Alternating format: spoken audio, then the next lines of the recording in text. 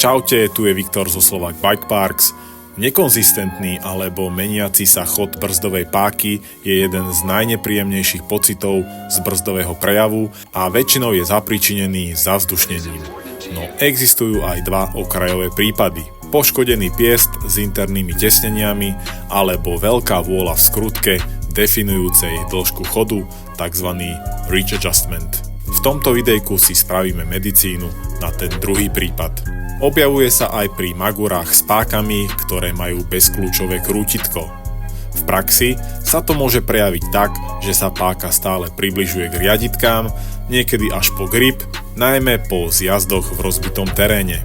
Riešením je vymedziť vôľu závitov skrutky a najväčšie geto je hodiť si kálnický piesok na závity. Sofistikovanejšie riešenie je obyčajná nitka, ktorou si obtočíme závity.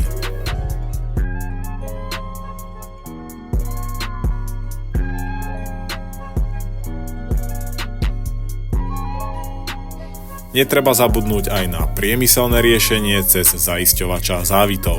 Tu použijeme to najslabšie lepidlo a v minimálnom množstve, lebo stačí kvapka na zápalku.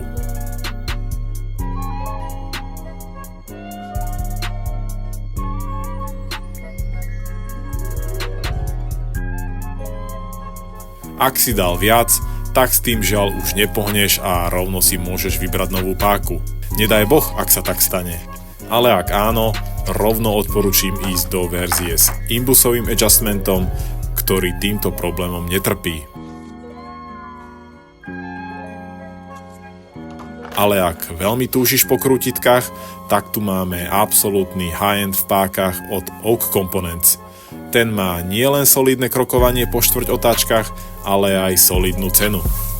Ale takto už chodí pri výrobkoch z leteckého 7000-kového hliníka.